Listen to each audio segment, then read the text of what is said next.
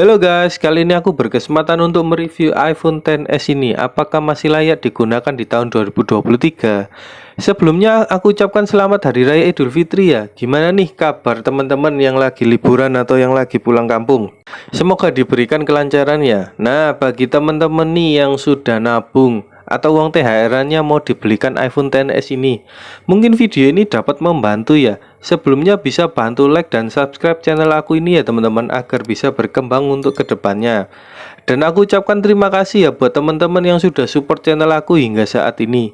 Jika teman-teman ada kritik atau saran tentang videonya, boleh komen di kolom komentar ya teman-teman. Dan juga mungkin ada yang nonton video ini menggunakan iPhone XS, boleh juga bagikan pengalaman teman-teman di kolom komentar agar dapat membantu teman-teman yang lain. Mengingat iPhone XS ini keluaran tahun 2018 ya teman-teman, yang usianya hampir 5 tahun pada saat video ini dibuat. Untuk harganya sendiri relatif ya teman-teman, aku cek di marketplace mulai harga 3 jutaan tergantung storage dan kondisinya. Yang pertama kita bahas adalah dari segi desainnya ya teman-teman. Untuk desainnya sendiri dengan bahan stainless steel dan kaca pada bagian belakangnya memberikan kesan yang masih premium ya. Di bagian kanannya ada tombol power dan slot SIM card. Di sisi kiri ada tombol volume dan tombol silent. Di bawahnya ada port lightning, speaker, dan mic. Untuk speakernya sudah stereo ya teman-teman. Untuk suaranya jernih dan sedikit ngebass.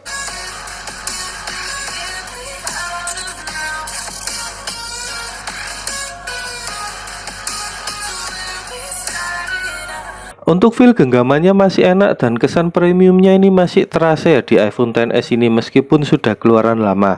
Dari segi layar juga tidak ketinggalan zaman, dengan poni yang masih digunakan di iPhone keluaran terbaru. Dengan layar yang sudah full display di 5,8 inch Super Retina OLED dengan resolusi 1125 x 2436 pixel di 458 ppi. Kalau untuk kualitas layarnya ini tidak diragukan lagi ya untuk Super Retina OLED. Ketajaman dan warnanya bagus, tapi mengingat iPhone ini second ya teman-teman, dan sudah tidak ada barunya, kembali lagi ke unit yang teman-teman beli. Apakah LCD-nya atau layarnya masih ori atau enggak? Dan alangkah baiknya teman-teman yang baru mau beli iPhone XS ini second bisa mengajak teman yang paham atau mengerti tentang iPhone, jadi bisa membedakan layarnya masih ori atau sudah diganti. Nah, tapi bang, kalau True Tone-nya bisa nyala dan di settingan iPhone-nya tidak ada notif komponen layar, tidak dikenal, kan masih ori bawaan. Nah, itu semua tidak menjamin ya teman-teman. Karena sekarang sudah makin canggih dan maju juga untuk soal servis dan alat pemindah atau pengcopy True Tone dan copy serial numbernya sesuai dengan part yang ada di mesin. Sok tahu lu bang, itu info yang saya tahu sih ya teman-teman. Ada yang lebih paham sih boleh bagikan pengalaman di kolom komentar ya, agar dapat berbagi dengan teman-teman yang lain.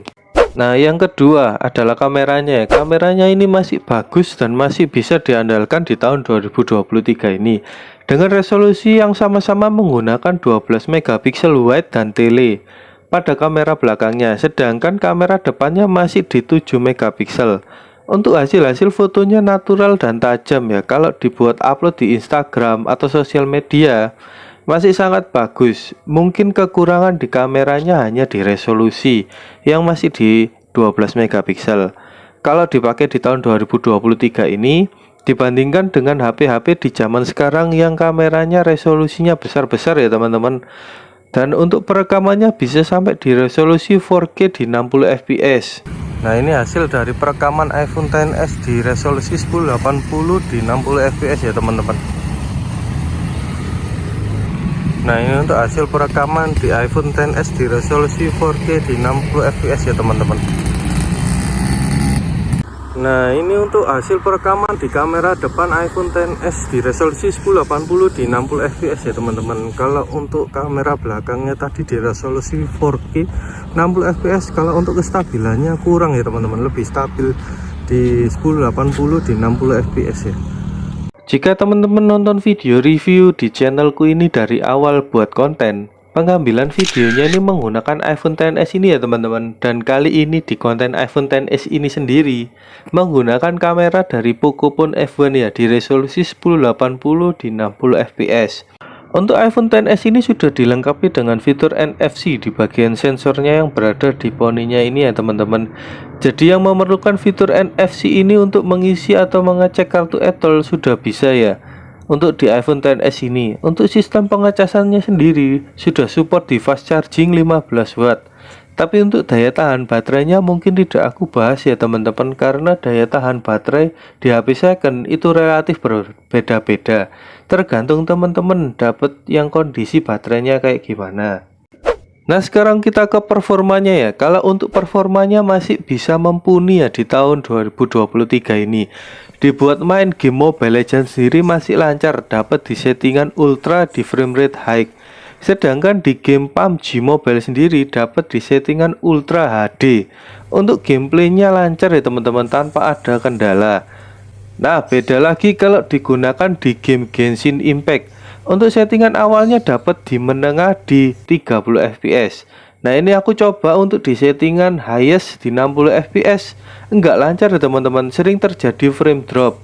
Kalau mau main di Genshin Impact lebih baik diturunin di settingan awalnya saja yang di medium di 30 fps. Gameplaynya sendiri lebih lancar.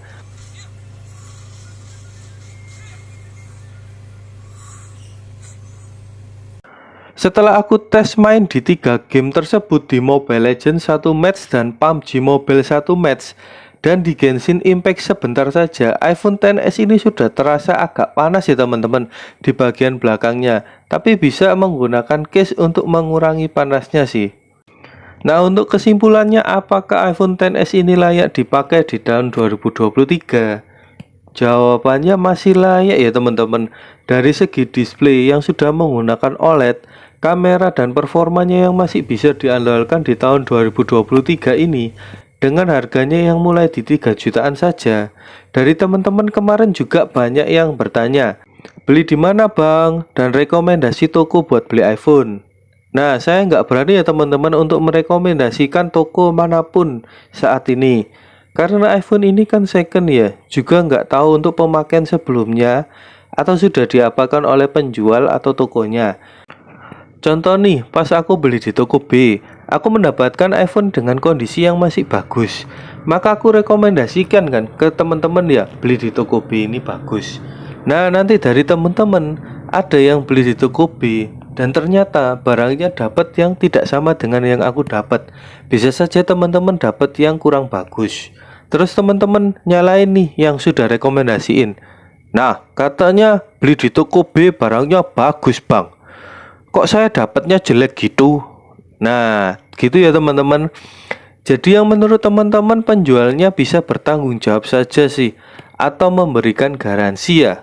Apalagi iPhone ini kan bekas atau bekas garansi Inter lah. Takutnya nanti ada apa-apa dengan emailnya juga. Nah segitu dulu ya teman-teman. Jika teman-teman suka dengan videonya, bisa bantu like dan subscribe channelku ini ya teman-teman. Thank you.